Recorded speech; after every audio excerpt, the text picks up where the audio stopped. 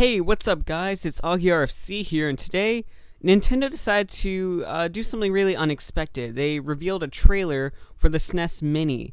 Now, in this trailer, no real new information was given, but I figured it'd be a good time to kind of talk about my thoughts on the SNES Mini, because really, I didn't see this coming, like, at all, the SNES Mini. I mean, after the NES Mini, I thought the NES Mini was just like a test, like some sort of weird test for Nintendo to see like how many consoles could they still sell or something like that. But the reason I thought this was because Nintendo, like, they did not stock the NES Mini at all, so I thought it was just some weird sort of test or something. That's all I could think of.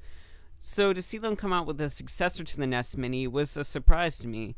And after looking at all the features, this is what I think of it. So I'm going to be going over the pros and cons. The pros of the SNES Mini is that it's going to be outputting games at HD 720p. Now, ideally, I'd like 1080p or maybe even 4K if we want to be future-proof. I know not many people have support for 4K sets right now, but hey, if they could get it to 1080p or 4K, all the better. But still, 720p, especially for a retro console, is actually still really good. So that's a good selling point. The console comes with 20 games, 21 if you count the new game Star Fox 2, which was unreleased. The only access to Star Fox 2 we have right now is a beta of the game, but this is going to be the full completed game. So that's going to be interesting. The console will come with 2 controllers, which is something I totally did not expect them to do. That's really helpful because most consoles come with 1 controller. So to have 2 controllers, to have full multiplayer right out of the box is going to be great. It's going to it's also going to cost $80, which is a good price, I think. At first, I did not like this price at all, but honestly, like, $80 is a steal for what you're getting. And finally, and this is something I put in there, the system will probably be hackable, meaning you can put other games from the SNES or even other games from other consoles. I don't know how powerful this thing is. The NES Mini was more powerful than a 3DS, so I assume the SNES Mini will be, like, even more powerful than a 3DS. That's all I can really say at the moment. But because the NES Mini was able to be hacked so well, I'm thinking the SNES Mini will enjoy the same amount of hackability. Is that the right word? Point is, SNES Mini will be hacked and you'll be able to put pretty much any SNES game on it, which is cool. Like, that's not something the main consumer will be doing, but someone like me who, like, loves homebrewing, like, I've homebrewed my Wii, my 3DS. I want to homebrew my Wii U, but I don't really know if it's worth it at this point. I haven't really seen any good reasons to homebrew it.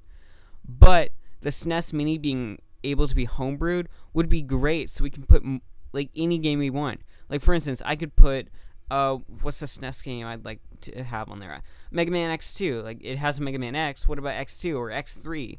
Like, maybe I could put one of those in there. Or both of them. You know, the possibilities really are endless with hacking. Now, those are some good pros, but the cons, I think, outweigh it, at least for someone like me. Emulation. I know people really, like, cringe at emulation or something like that, or say it's illegal or something. It's not illegal. It's not. Just, if you think it's illegal, you're wrong. Just know. The fact is that while the SNES Mini is cooler, like, it's obviously it's going to feel cooler to play a game on a SNES Mini than emulation. Anyone can do emulation, but you're special if you have a SNES Mini. But the SNES Mini also costs $80, and emulation is free. So that's a pretty big con. If that wasn't a big con for you, though, then this might be. Virtual Console. We have it on the 3DS. It's coming to the Switch. And the 3DS and the Switch are portable consoles. The SNES Mini, you cannot take that on the go. There's no screen. There's no switcheroo set up there. The SNES Mini is stationed on the TV, meaning you cannot take that thing out and on the go. You got to stay at home, like the original SNES or like most other consoles. But if the Switch and 3DS are portable, wouldn't you rather get the game on those and then have to get a SNES Mini and be stationed to a console or stationed to a TV, something you can't really do? Like, I'm a busy guy. I'm going places all the time. The Switch and the 3DS appeal to me because of their portability. And the fact that the SNES Mini won't be portable will definitely limit me and restrict me in how much time I can put into the console and its games. And finally, there's very few SNES Minis in production currently. It's the NES Mini all over again. Pre-orders are going out minutes after they're open. Nintendo just isn't going to stock this thing. Like, I was hopeful at first, but the more I think of it, the more I see all these pre-orders go out, the more I see all these scalpers get a hold of this thing. I'm thinking, yeah, odds of me getting a SNES Mini are pretty low, and odds are pretty low for you unless you pre-ordered right now. I haven't, so I'm probably never going to get one. Which, yeah, that's a pretty big con, probably the biggest of them all. There's barely any SNES Minis to play. It's like the NES Mini all over again.